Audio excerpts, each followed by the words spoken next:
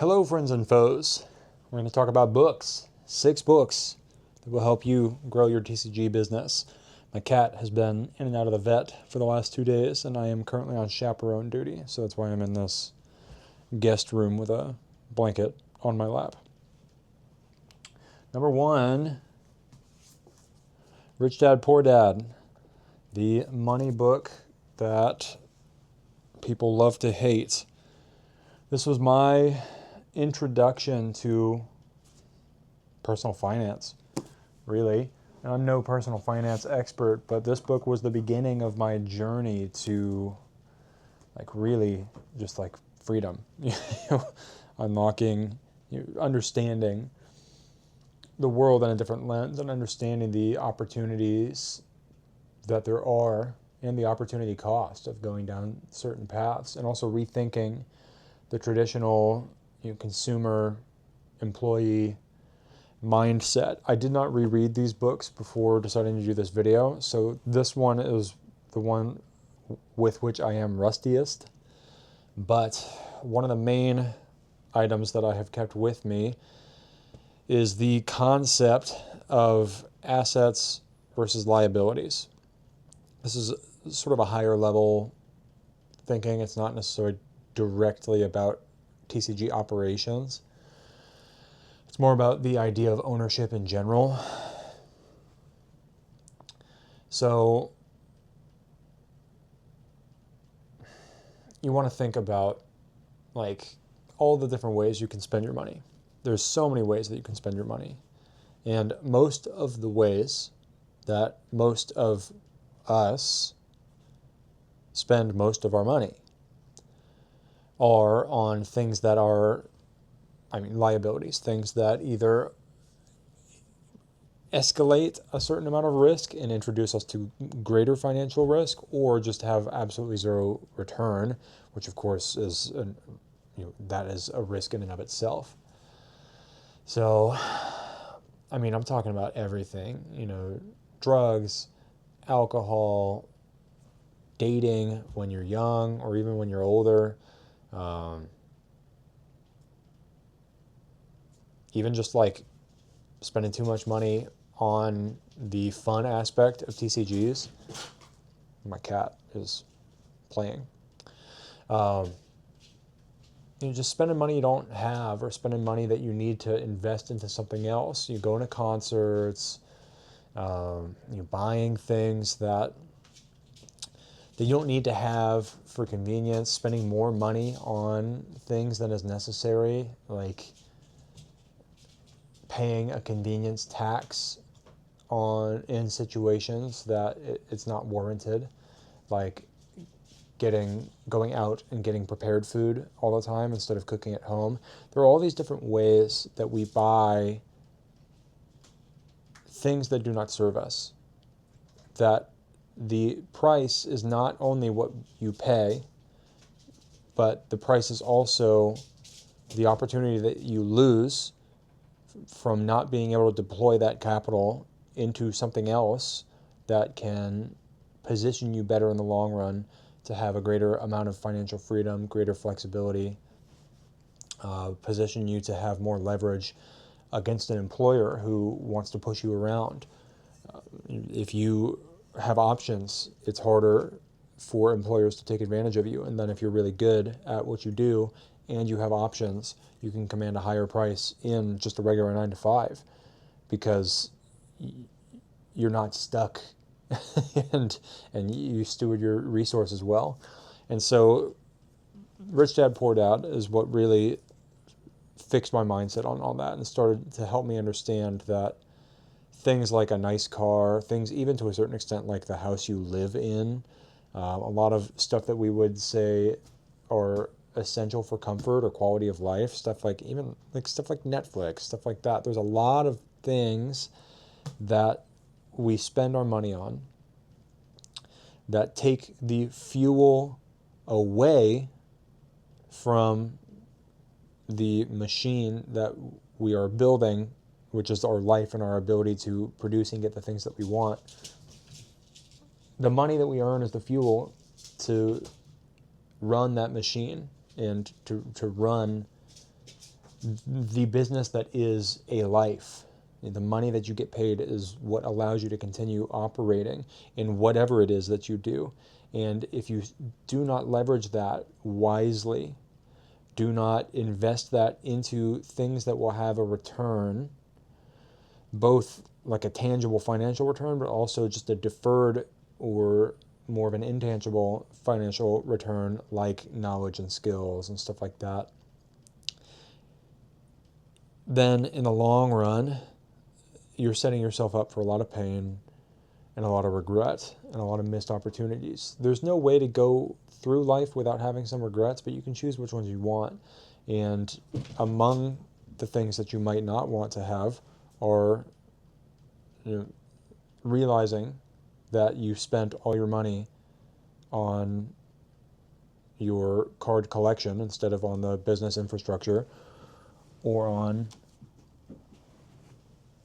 concert tickets, or experiences, or just silly stuff that you couldn't get a return on, and then like when push came to shove at the end of your life, you end up realizing that you fell short of some of the things that you could have done simply because you never allowed yourself to actually accumulate the resources necessary to build those things. This is not exactly the application that you'll find in this book, but that is how I developed on the information that I initially uncovered in this book. The stuff you're going to find in this book are like the cash flow quadrant, which I don't remember exactly where it is, and I don't remember the exact details about it, but I do remember it was a helpful framework for me when I was a little younger, understanding what is the tangible value of like different options that I can pursue in my life. So this is a good book. I mean, at the very least, if you don't want to read it, then get AI to summarize it for you, or watch somebody else talking about it more in depth. It changed my life, and it could change yours too. Okay, book number 2, How to Get Rich. This has been, I think, an even bigger impact, but a lot of the impact that this had was built on the foundation of this first book, Rich Dad, Poor Dad. So first is Rich Dad, Poor Dad by Robert Kiyosaki. This was the foundation for me. How to Get Rich by Felix Dennis built on that foundation. And the big idea from this one is, he says a lot of similar stuff to what's in Rich Dad, Poor Dad, but the big thing that I took from Felix Dennis was think big, act small. I read this book more recently, so I can speak to this a little bit more confidently than Rich Dad, Poor Dad. Think big, act small means that you have large dreams, a large long-term goal, and you align your life with that large long-term endeavor. However, you don't try to eat the whole elephant all at once. You're grounded and focused on small, low risk, high reward relative. Sometimes you have to take high risk, but you want the upside to be much greater than the downside whenever you're taking a risk. And so you think big, you're in pursuit of something big that you don't totally understand how you're going to get there, but you're on your way. Act small, one step at a time. Examples of the opposite would be like thinking big and acting big. That would be something you want to avoid. Thinking big and acting big. An example of that is like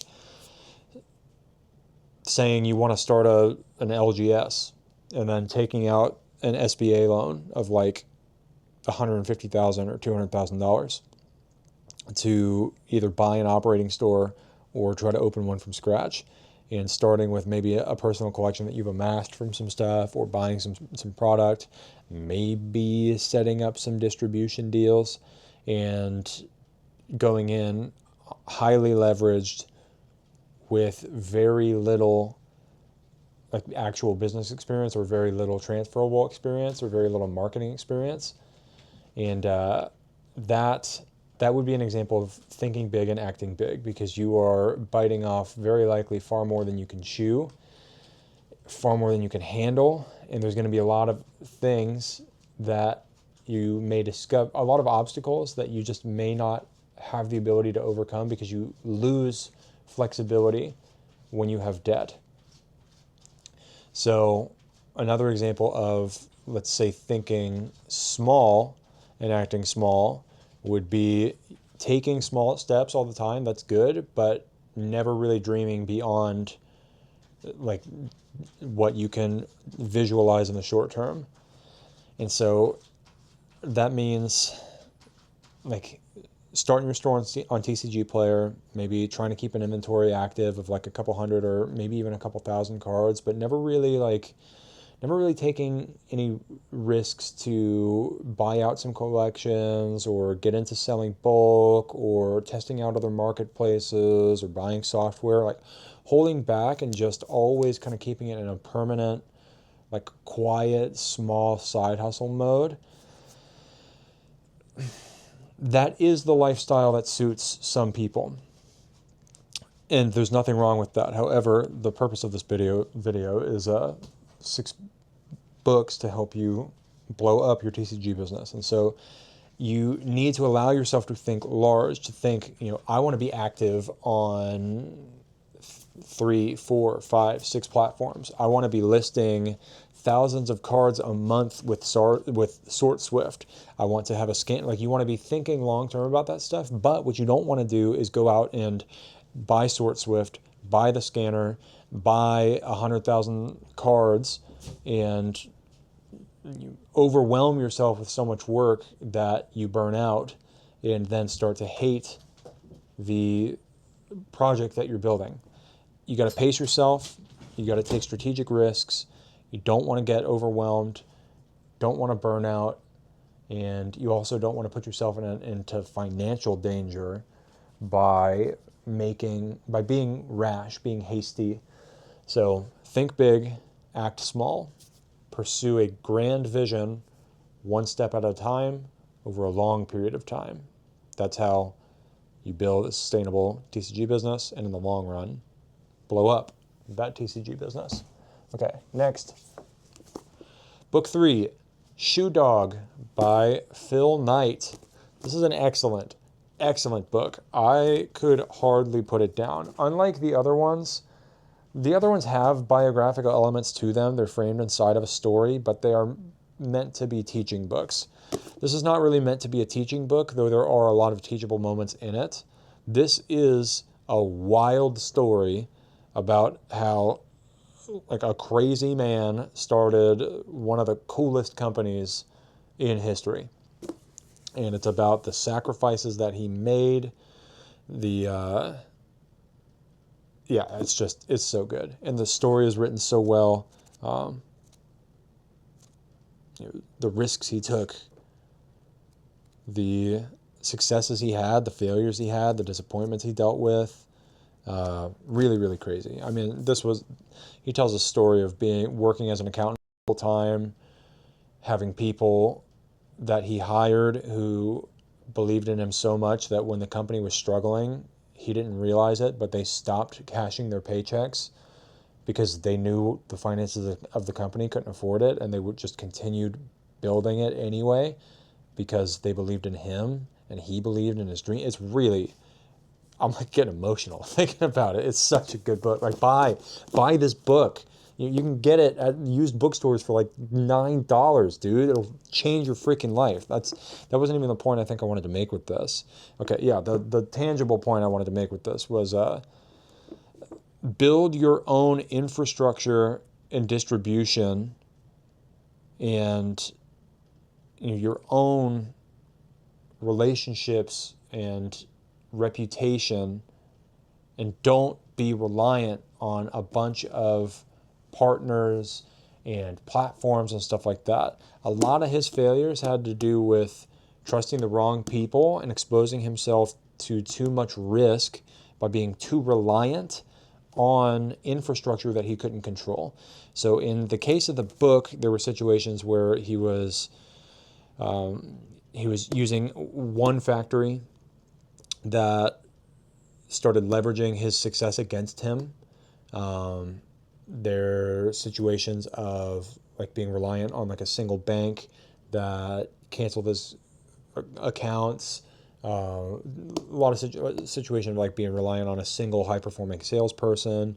And so there's a lot of stuff about understanding how risk really impacts your business and learning how to be more strategic about risk and give yourself options, build anti-fragility. And so practically that means do not build your entire business exclusively on TCG Player and expect it to ever blow up or expect it to be something that you can really sustain in the long term, because there is just too much volatility and that relationship is too fragile. And if that relationship goes or something happens, like what's happening right now with USPS problems, it can blow up your business in a bad way. It can destroy your business.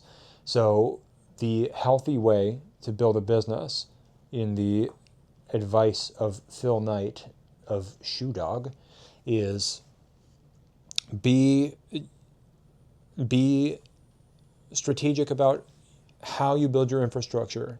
Have presence on multiple marketplaces. Sure, TCG Player is a decent place to start. It's a great place to learn the ropes, but go beyond that. Check out Mana Pool. Check out eBay. Check out Misprint.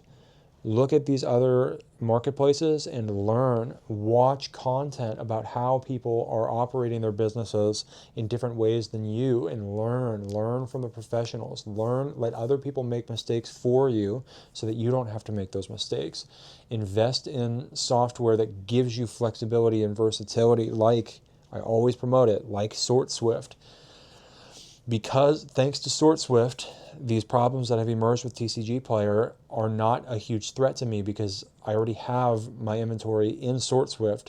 So I can turn off TCG Player, and then now I can deploy onto eBay, Misprint, Mana Pool, and eBay. And I think I already said that. And Shopify, and then eventually the SortSwift storefront, and also eventually onto their platform, LGS Market, and have this diversity of revenue streams with different markets, different buyers, different opportunities, so that if one goes down, it frees up my time to focus on another one and bloom that. That is true anti-fragility. Growing under pressure, under the right amount of pressure. So don't build a fragile business. Build an anti-fragile business. Build interlacing, even redundant infrastructure. Sell on multiple platforms. Create content on multiple platforms. Communicate with your customers in many ways to strengthen those relationships. And take everything seriously. Like, don't ignore the details, because those matter. In the long run, they matter a lot. So yeah, that's Shoe Dog. Okay, next we're gonna do Dan Martell, Buy Back Your Time. I read this like last month, and it has, I don't want to be dramatic and say that it's like completely transformed my life, because it hasn't really. It hasn't even completely transformed my business, but it has been a really, really big unlock for me, like for real. Because of this book, I finally took the plunge to buy SortSwift, which that has fundamentally transformed my business and turned this into like a real business.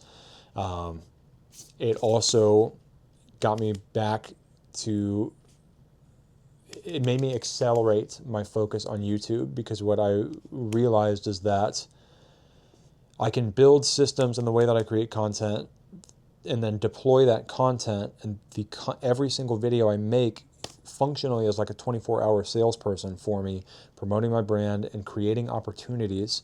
And the investment of upfront of spending a couple hundred hours building a body of work.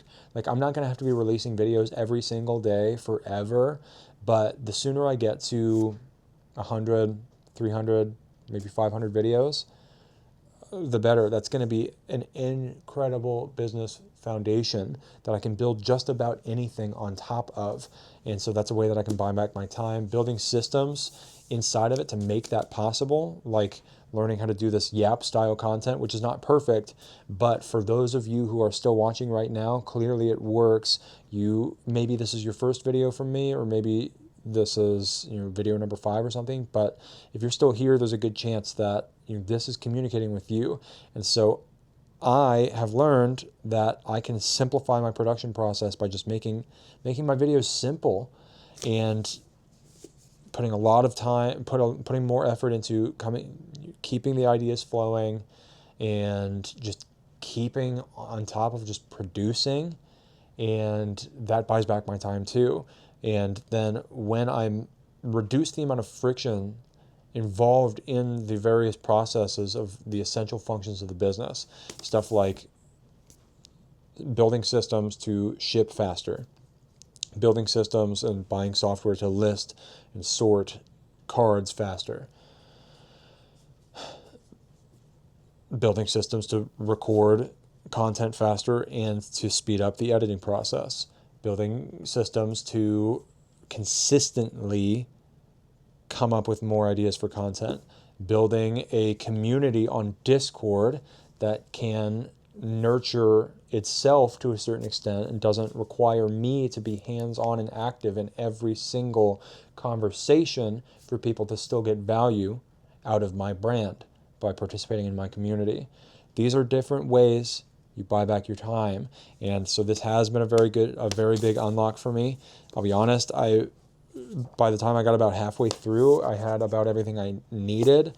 And so I ended up skimming, I think, the last couple chapters because I think the publisher probably made him lengthen this book to hit a page count. But still, it's worth the money and it's worth the time that you'll spend reading it. Okay, another one here is Profit First. I read this a couple months ago, maybe a year ago. I read this when I was building, like when I was really in the build stages of the dryer vent business. And this changed a lot for me. It allowed that business to really be healthy, to become healthy and become sustainable and have some longevity, because I split up. The big lesson I took from this, here, let me see. Yeah, the big lesson I took from this is setting up systems to manage your finances to have your business be anti-fragile. I mean, this kind of connects to what we talked about with Shoe Dog. And by the way, this is book number 5, Profit First by Mike Michalowicz. Yeah, the big thing that he did is he introduced a system of managing your bank accounts to make sure that your revenue is split up appropriately so that you're always setting aside enough to pay yourself some kind of acceptable margin, setting aside some sort of store of profit to handle emergencies and stuff like that, so that the business itself is not constantly at risk. Setting aside enough for taxes properly, and setting these up in siloed accounts with automatic transfers and stuff like that. It's all like fairly obvious stuff, but like you don't think about it until someone tells you about it. And then it's like, oh yeah, of course I should have been doing that. This is one of those kinds of books that it's like you read it and you're like, I should have known that I needed to be doing this stuff, and it's not complicated, but man, am I glad that he explained this and increased the urgency for me. That's kind of how buy back your time is too. And so how I've set it up in my main business is I have multiple bank accounts set up, and then in one of my bank accounts I have like a pockets feature or a reserves feature that automatically distributes all the revenue that comes in specific percentages, and then has automatic transfers set up so that I always get paid on time a salary that is acceptable for me, but also respectful to the needs of the business. And then all of the business bills always get paid on time and effectively without any issues. And cash gets set aside for incidental costs and stuff like that. And sales tax is getting paid on time. And cash is now being saved up for like full-on tax season. And so it changed my philosophy on finance and convinced me to stop just winging everything, because when you are under financial strain all the time, you make bad decisions. That's just how business is. So you have to develop the discipline and the systems to alleviate that financial strain so that you can decide with clarity the best path forward. And it's impossible to do that when when your vision is clouded by all the fear and anxiety that you have about the financial stuff. You just can't think clearly and you make dumb decisions. That's just how it is. So getting, profit first is a good tagline, and that is what the book is about, but it's really about just taking your finances seriously and not just winging everything, so that your business becomes, to tie in with Rich Dad, Poor Dad, it becomes not just a job, but it becomes an actual asset that you own, a cash flowing asset that you own and control and can pull a lever on to increase the opportunity flow or decrease it based on what the time that you have available and what you're interested in and how you want to move forward on stuff. You're turning it into a real business, a real cash flowing asset that you can own for a long time. And then you combine that with buy back your time, and that's where you start to realize you got to build systems. You're going to have to set yourself up so that you can hire employees. You're going to have to get used to the idea of not all your money being yours, but instead that some of that money belongs to the business, so that the business can grow and become an asset that you own instead of a job that you have to report to every day. So, Profit First, great book. Last one, The GOAT, $100 Million Offers by Alex Hormozi. This book changed my life. Alex Hormozi changed my life. I was already pretty much a hustle bro before I encountered Hormozi, but his story of, similar to Shoe Dog, he shares a lot of his story in $100 Million Offers, but it is meant to be a teaching book. And the big it's just jam-packed with incredible resources in $100 Million Offers. The big thing for me was just understanding the concept of what an offer is. And the way that I describe it now is an offer is some combination of products, goods, and services and experiences. So goods, products, services, and experiences. I'm going to restate that so it's less of a mess. An offer is some combination of products, experiences, and services that you assign a price tag to, and that people buy from you for a certain price based on the value that they perceive and the value that you can provide.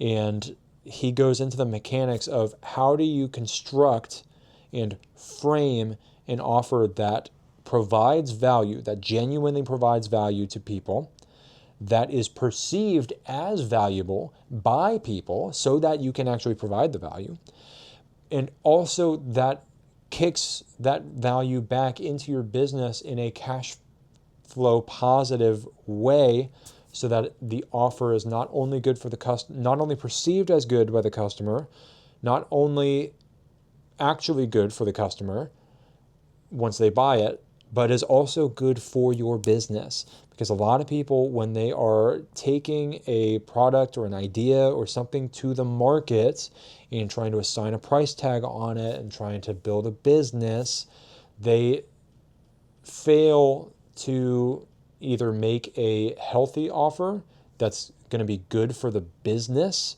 when people buy it, or they will fail to make a compelling offer that is perceived by the customer as something that they would like to buy, or they fail to actually develop the offer enough so that the customer feels like they got the value out of it. And all of these cause different types of problems, which he details in the book. And so the thing that you want to keep in mind when you're building your business is that everything is all about offers. It's about how can you combine the assets that you have available inside of your business in such a way that you can deliver a valuable combination of products, experiences, and services to your customers in a way that makes them feel like they have been well served and makes them want to tell other people about you and makes them want to leave reviews and makes them want to become repeat customers. Those are the 3 R's. They have a lot to do with how you construct, frame, and deliver your offers. And so the 3 R's are reviews, repeats, and referrals. That's how you build a strong reputation, strong business that can scale and become that scalable cash flowing asset that you own as an asset to offset the liabilities of life. So, I mean, I hope we've kind of come full circle here. These are 6 excellent books.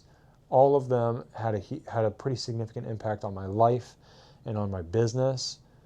So I highly recommend you check them out. Announcements. Discord is popping, growing. Still in the beta. I'm still figuring stuff out. So if you want to get in, go to my website, scroll down to the bottom, fill out the email form, and just tell me, yo, I want to join the Discord, and I'll send you the link. Email list, giveaways. Once I hit 100 email subscribers, I will start launching giveaways. I'm stacking stuff up. I got some sealed product I might give away. Definitely got some singles and stuff that's been opened, some bulk packs, some stuff. I've also got some surprises that I'll do. So I'll probably do some rip and ship type stuff. So yeah, if you want to be notified about upcoming giveaways, then join the list at list.getdkc.com. And then, of course, if you want to buy some cardboard from me, which I highly recommend, visit www.getdkc.com. Peace.